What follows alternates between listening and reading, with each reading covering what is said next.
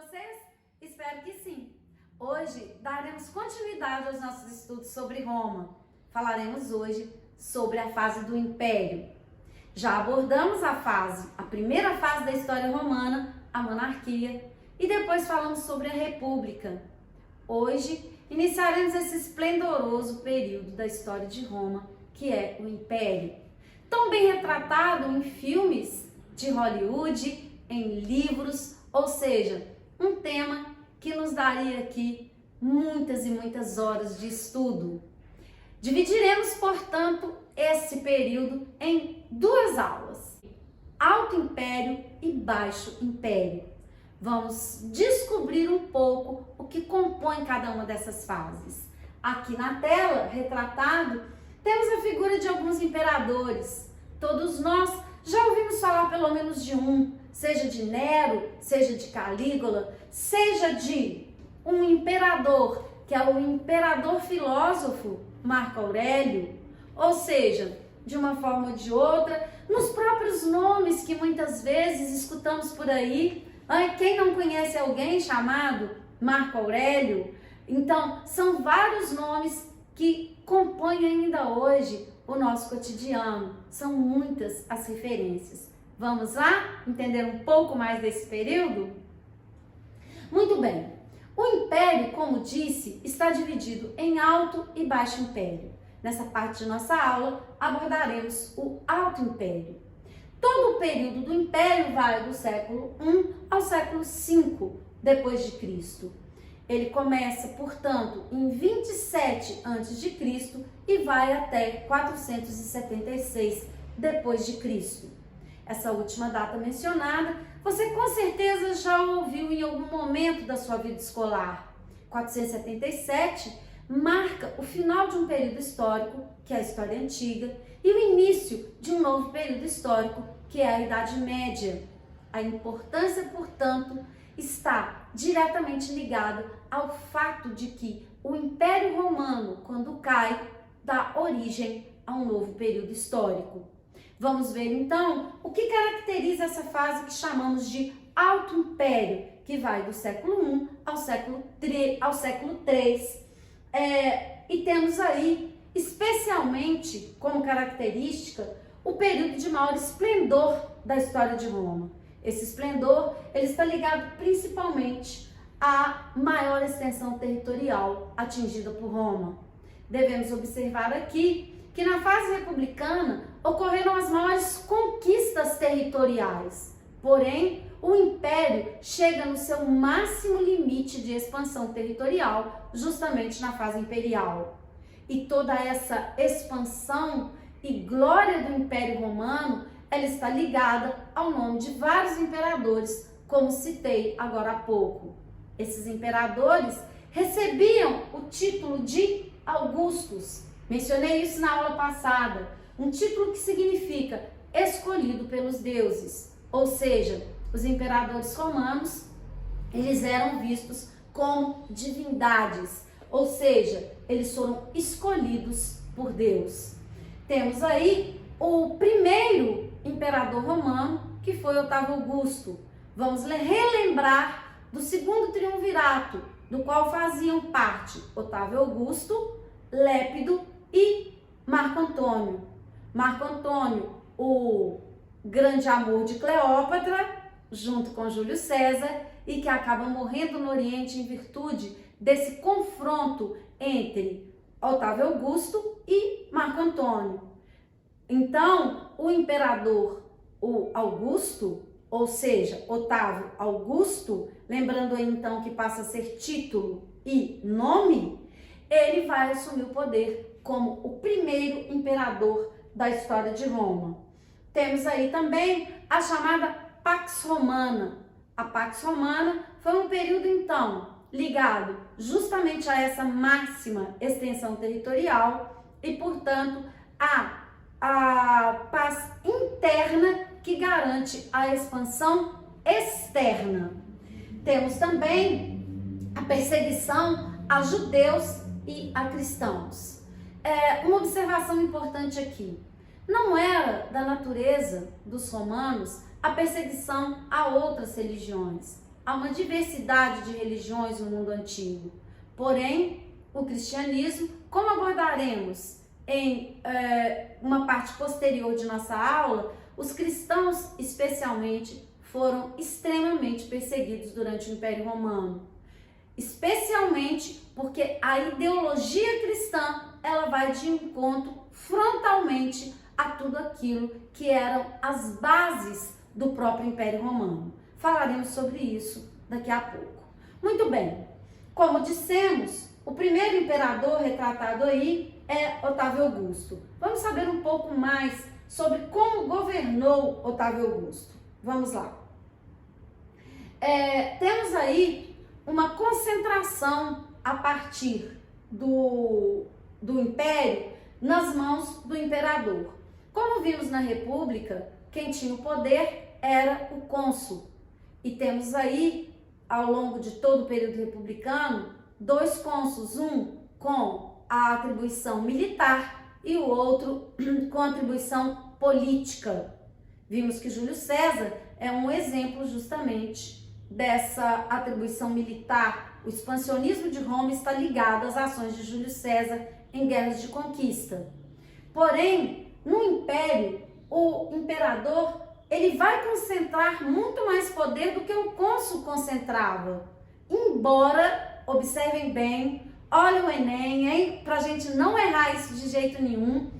O imperador, ele governava tendo que respeitar o Senado. O Senado, mesmo com o imperador sendo considerado uma divindade, o Senado continua existindo e tendo grande poder nas decisões políticas. Os imperadores, foram vários os imperadores que entraram em confronto com o poder do Senado. E daí temos várias histórias em torno justamente desse confronto. Temos também, importantíssimo, como característica, não só do governo de Augusto, como de todo o Império, a língua utilizada, que é o latim. Importante observar aí que todos aqueles que não falavam latim eram considerados pelos romanos como bárbaros. Podemos estender esse conceito se pensarmos na atualidade e no domínio do que hoje é considerado o maior império da atualidade, que é o Império Norte-Americano. Nós podemos observar uma relação aí em relação à imposição da língua inglesa. Nós consideramos como não culto todos aqueles que não falam inglês. Não é assim? Da mesma forma, os romanos, eles consideravam como bárbaros todos aqueles que não falavam o latim e que não possuíam a mesma cultura que eles. Uma cultura calcada aí em elementos que vamos descrever. Bem, a economia do Império é uma economia agrícola na parte ocidental, veremos essa divisão em parte ocidental e oriental, porque como o Império cresce muito, ele vai abranger toda a Europa, parte da Ásia e parte da África. Então, na parte ocidental, temos uma importante economia agrícola e na parte oriental, uma rica economia comercial. E temos também, isso é muito importante para entendermos mais tarde a Idade Média, no nosso próximo assunto, no nosso próximo tema de estudo, que é a Idade Média, que a economia do Império Romano é uma economia monetária. Eu tenho moedas de ouro e prata, ao contrário do que ocorreria depois, que é justamente a ausência de uma economia monetária no mundo feudal, no mundo medieval. Observem bem essa relação que eu acabei de fazer. Ela vai ser importante para os nossos estudos futuros. Temos também efetivado pelos imperadores a chamada política do pão e circo. Qual é o objetivo dessa política? O grande objetivo é fazer com que as massas não se rebelem. Como eu tenho uma elite que domina, que tem o poder político e o poder econômico, para conseguir manter essas massas submetidas, vai ser praticada a chamada política do pão e circo. Ou seja, eu ofereço diversão ao povo e ofereço pão, o mínimo possível, para que as massas não se rebelem. Um dos exemplos que temos aí, citei no início de nossa aula o filme Gladiador, são os espetáculos no Coliseu, que são justamente espetáculos com o objetivo de distrair a massa. Em uma comparação com o que observamos na atualidade, poderíamos comparar os espetáculos dos gladiadores e todos os espetáculos que ocorriam no Coliseu com a função do futebol na atualidade. O futebol, como entretenimento, ele pode muitas vezes também, como já foi usado, muitas vezes como uma forma de distrair as massas dos principais problemas sociais. Por isso que ainda hoje, mesmo não sabendo a origem da expressão, muitas pessoas ainda usam política do pão e circo para se referir a ações dos governos atuais. Bem, temos também um grande florescimento das artes, patrocinado principalmente pelo que chamamos de mecenas, que auxiliam, os mecenas que auxiliavam os imperadores. Temos aí como exemplos, já citados em nossas aulas, o poeta Virgílio. Falando um pouco mais sobre isso, porque precisaremos desse conceito quando formos estudarmos Renascimento. Observem bem, mecena, na verdade, é o nome de uma pessoa, um grande amigo de Otávio Augusto. Alguns dizem que é amigo, outros dizem que é amante. Não existe esse conceito sexual, da atribuição atual no mundo antigo. Muitos homens tinham relações sexuais com outros homens.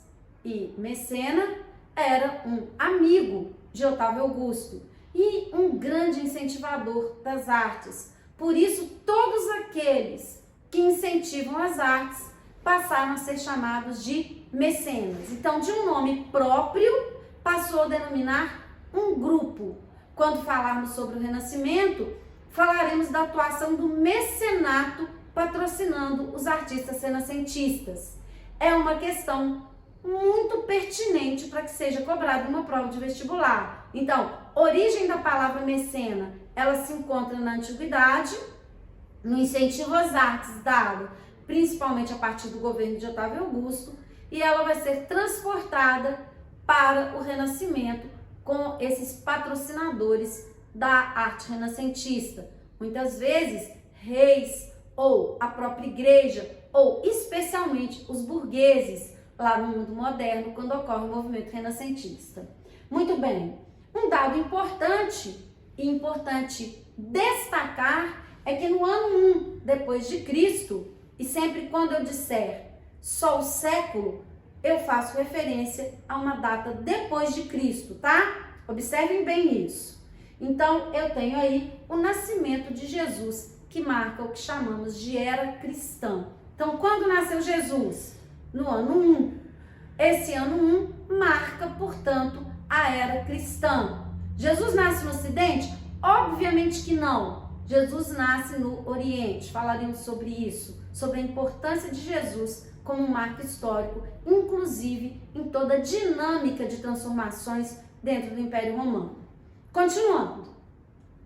Falaremos agora sobre alguns imperadores. Não falaremos aqui nem de longe sobre todos os imperadores. Temos uma infinidade de imperadores ao longo do Alto e Baixo Império e destacaremos aqui alguns nomes que foram aqueles que os historiadores julgam como os mais importantes. É uma lista pessoal, não quer dizer que todos os historiadores eles concordem que esses foram de fato os mais importantes. Deixei de colocar aqui alguns que podem ser também considerados muito importantes, mas como não teremos tempo de trabalhar com todos, então fiz uma seleção daqueles que julgo como os que promoveram alguns atos de maior relevância do ponto de vista histórico.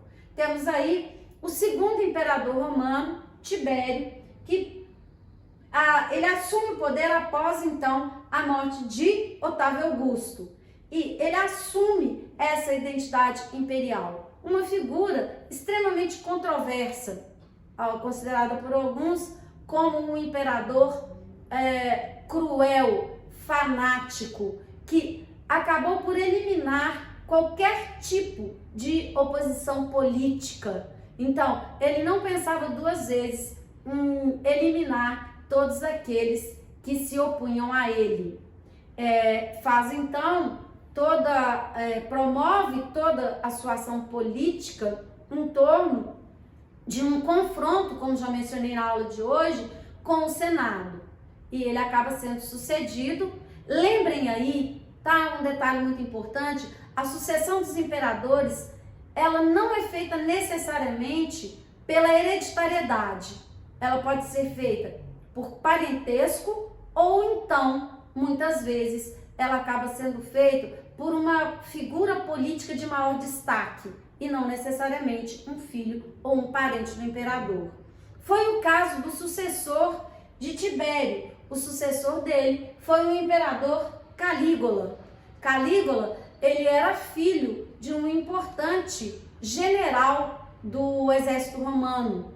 Esse general do exército romano, ele tem então Calígula como filho, e tem outros filhos também, foi perseguido e julgam alguns historiadores que assassinado por Tibério.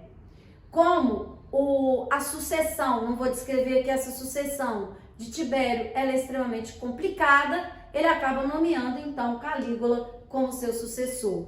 Quem quiser saber um pouco mais sobre essa história, temos no Netflix uma série, que é a série Império Romano, com depoimento de historiadores que descreve a história de todo o Império e de seus imperadores. Então, quem quiser aproveitar, vale a pena conferir no seriado do Netflix. Mesmo que a gente possa considerar que existem algumas incorreções históricas, como a série ela é assessorada por historiadores, ela vale como material didático, sim. Além de vários livros aqui, a gente pode fazer uma lista ao final com vários livros para quem pretende aprofundar um pouco mais sobre o tema.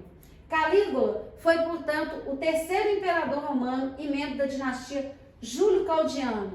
Temos vários nomes para essas dinastias aqui, não vou ficar descrevendo aqui o nome das diversas dinastias. Um simples clique no Google, você encontra a lista dos imperadores romanos e as suas respectivas dinastias. Calígula era, portanto, da dinastia Júlio-Claudiana. E ela foi instituída, então, por Augusto. Ficou conhecido pela sua natureza extravagante, cruel e pervertida. Ele foi, essa questão dessa natureza extravagante e pervertida, está ligada principalmente, e a imagem no senso comum de Calígula, ela está muito relacionada com isso, as suas perversões sexuais. Como eu disse, não vou aqui descrever, porque ficaríamos aqui pelo menos 3 aulas em cada imperador para descrevermos toda a história. Repito, quem quiser aprofundar, temos material abundante a respeito de cada um desses imperadores, tanto em termos literários, historiográficos, cinematográficos. Então, o que não nos falta, ou mesmo no Google com vídeos, o que não nos faltam são fontes a respeito de todos esses imperadores. Ele foi, em virtude de toda essa polêmica, em virtude da sua própria figura, ele acabou sendo assassinado pela guarda pretoriana em 41 aos 28 anos, ou seja, muito jovem. Ele assume o poder muito jovem e morre muito jovem. Um detalhe importante aí, eu menciono aqui a guarda pretoriana. O que era a guarda pretoriana?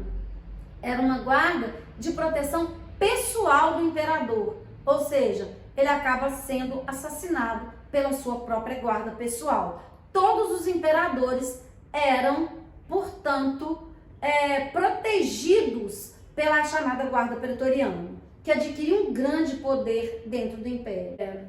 Muito bem, Nero foi o terceiro imperador. Então já falamos de o primeiro, Otávio Augusto, o segundo imperador, Tibério, o terceiro imperador, Calígula, e o quarto imperador, Nero, que vai governar de 54 a 68. Lembrando aí sempre essa data agora é depois de Cristo. Quando não há o DC, é porque é depois de Cristo.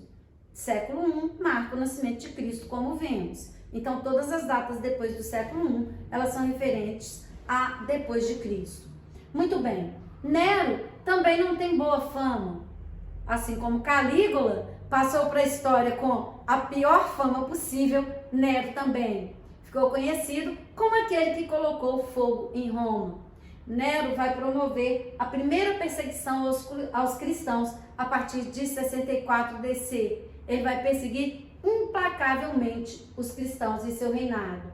Ele sempre é associado à tirania e à extravagância, assim como o seu antecessor, Calígula. Vamos para o próximo?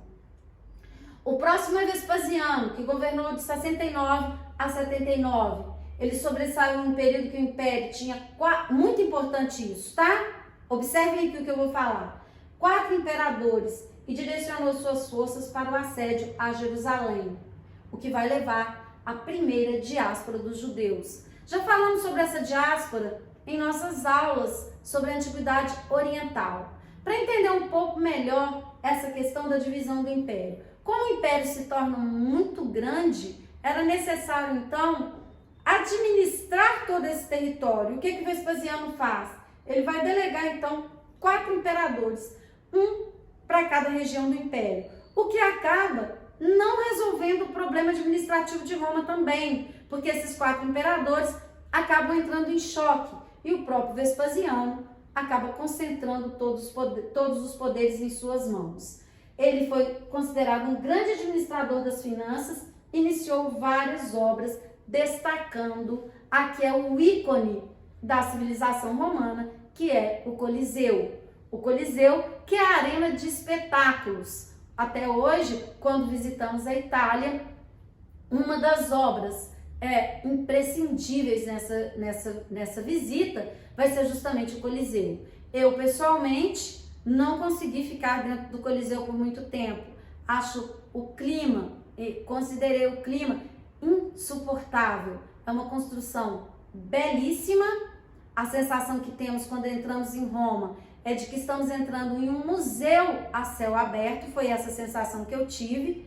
Só que no Coliseu, por mais grandiosa que seja a construção, a sensação, pelo menos a minha sensação pessoal, foi de muito mal-estar. Talvez por tudo que ocorreu e que sabemos que ocorreu dentro da arena do Coliseu, não é? Assassinato de cristãos, escravos, etc.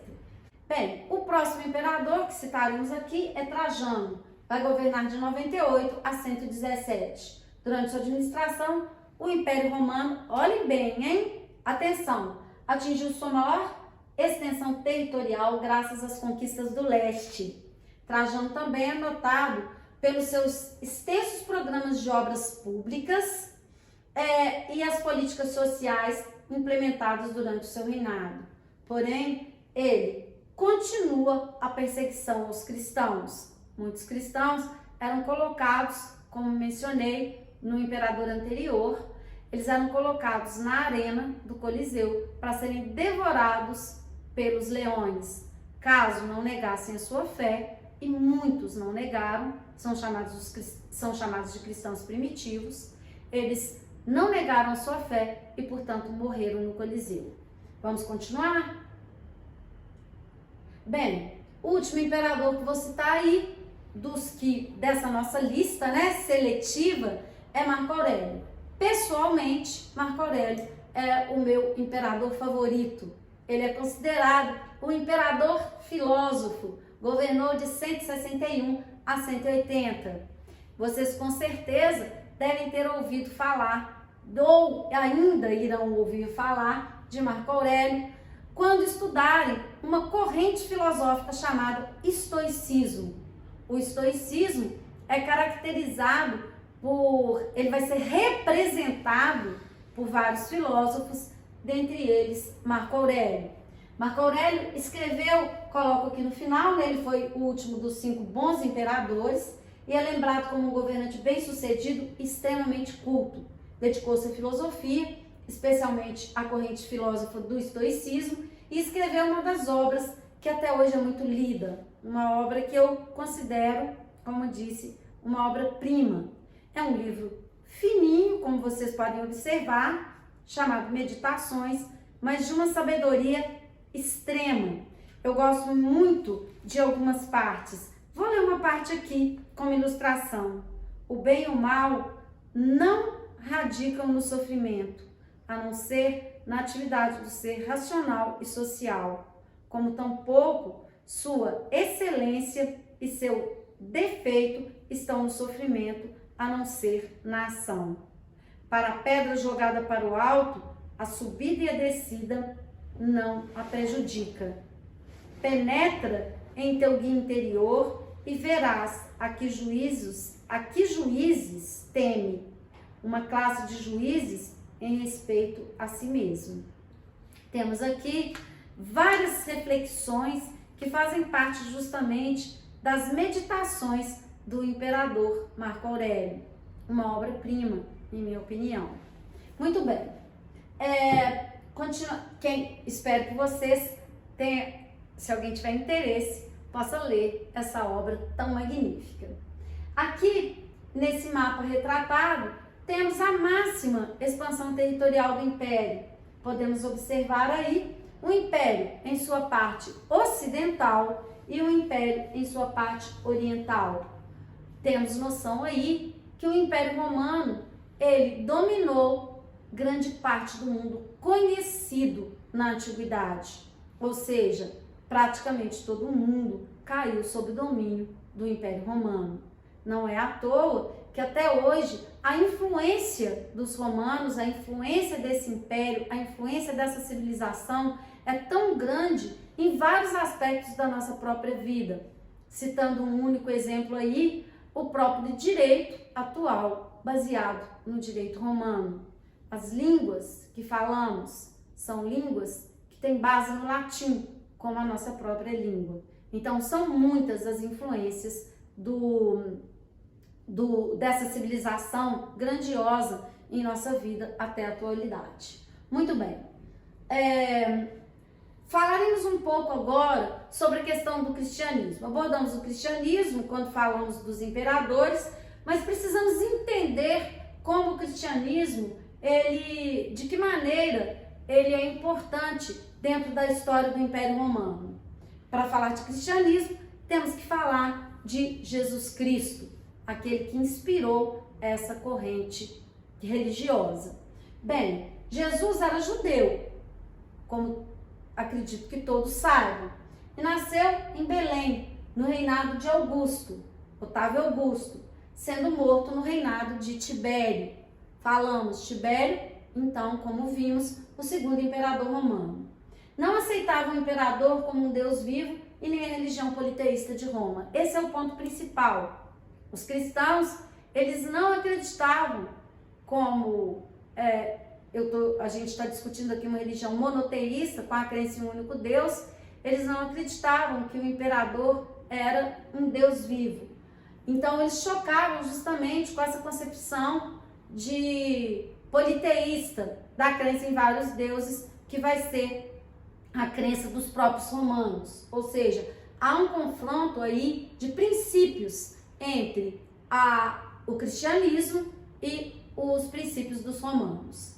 No início, era uma religião dos oprimidos e dos deserdados. Por quê? Observem bem, qual é a máxima do cristianismo, aquilo que celebrizou o cristianismo e até hoje nos remete à própria fundação do cristianismo? A ideia de caridade e uma ideia, vou citar aqui um exemplo para que possa ficar mais bem entendido, quando a gente cita uma máxima de Jesus que diz o seguinte: é mais fácil um camelo passar no fundo de uma agulha do que um rico entrar no reino dos céus. É claro que Jesus aqui, ele está falando em forma de metáfora, só que no entendimento da massa, qual é a mensagem fundamental aí? Então, o cristianismo é uma religião que veio para os pobres e não para os ricos. Eu não preciso possuir bens para ser salvo. É uma religião que diz principalmente da grande massa da população, a maioria pobre, que existe nesse momento. Ou seja, o cristianismo, o inicial, ele não é uma religião dos ricos, ele é uma religião dos pobres, dos oprimidos, daqueles que sofrem e, portanto, encontram na promessa de uma vida pós-morte uma recompensa pelos sofrimentos aqui na terra. essa ideologia, ela vai se chocar justamente com aquilo que prega o Império Romano, baseado especialmente na escravidão. Ou seja, a base econômica do Império é justamente a exploração, já que eu tenho a mão de obra predominante aí, que é a mão de obra escrava. Portanto, a ideia, se o escravo é a base econômica e o escravo é adquirido através de guerras, eu tenho aí um outro choque com o próprio cristianismo. Por quê? Os cristãos, eles condenam a guerra. Jesus, ele, em várias de suas passagens, não vamos analisar aqui a questão religiosa com profundidade, obviamente, mas Jesus prega a paz, a caridade, o que se choca com a base da expansão territorial romana, que é justamente a guerra.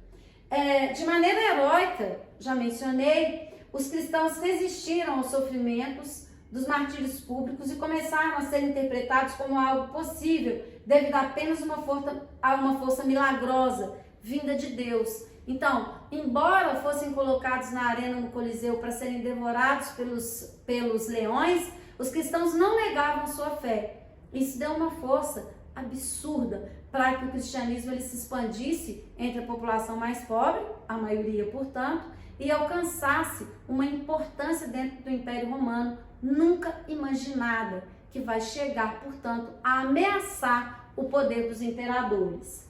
A sociedade romana, ela era muito injusta, então essas ideias eram uma forma de libertação, tanto espiritual quanto social. Os escravos e a população pobre viam no cristianismo a possibilidade de redenção, a possibilidade de salvação através da religião. E por isso essa religião ela calava tão fundo nas pessoas que eram os mais oprimidos dentro do Império Romano. Vamos lá? Muito bem. Então, toda essa descrição que fizemos até agora, ela acaba levando, como veremos em nossa próxima aula, a crise do Império Romano, ao que definimos como o Baixo Império. Abordaremos o Baixo Império em nossa próxima aula, mas finalizaremos essa aula com um vídeo sobre tudo que dissemos nessa aula de hoje. Um grande beijo e até a nossa próxima aula. Espero que tenham gostado.